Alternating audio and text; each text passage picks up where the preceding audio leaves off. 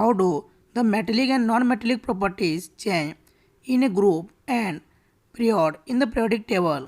यदि हम periodic table में किसी भी ग्रुप में डाउन की ओर मूव करते हैं या किसी भी पीरियड में लेफ्ट टू राइट मूव करते हैं तो एलिमेंट्स के उसके मेटेलिक और नॉन मेटेलिक प्रॉपर्टीज़ में किस प्रकार की चेंज होती है, आइए उसको हम देखते हैं।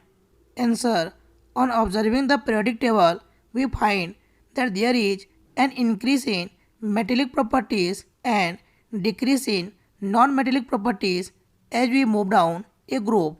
यदि हम पीरियोडिक टेबल को देखें तो हम पाएंगे कि यदि हम किसी भी ग्रुप में डाउन की ओर मूव करते हैं तो एलिमेंट के जो मेटेलिक प्रॉपर्टीज़ है वह इंक्रीज होता है और नॉन मेटेलिक प्रॉपर्टीज़ डिक्रीज होता है। जैसे कि फर्स्ट ग्रुप में आपका हाइड्रोजन आता है, लिथियम, सोडियम, पोटेशियम। यहाँ पर हाइड्रोजन जो है एक नॉन मेटल है जबकि लिथियम, सोडियम और पोटेशियम मेटल है।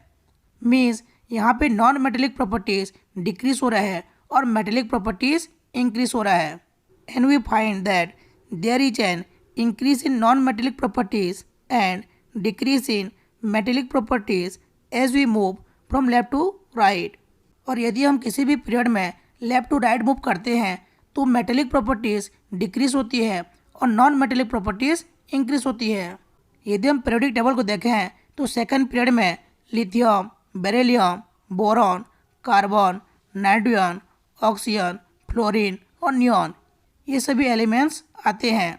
यदि हम पीरियोडिक टेबल में सेकंड पीरियड को देखें तो इसमें लिथियम और बेरिलियम मेटल्स हैं जबकि कार्बन, नाइट्रोजन, ऑक्सीजन और फ्लोरीन ये सभी नॉन मेटल्स हैं। मीन्स यदि हम पीरियोडिक टेबल में किसी भी पीरियड में लेफ्ट टू राइट मूव करते हैं तो मेटेलिक प्रॉपर्टीज़ डिक्रीज होता है और नॉन मेटेलिक प्रॉपर्टीज़ इंक्रीज होता है।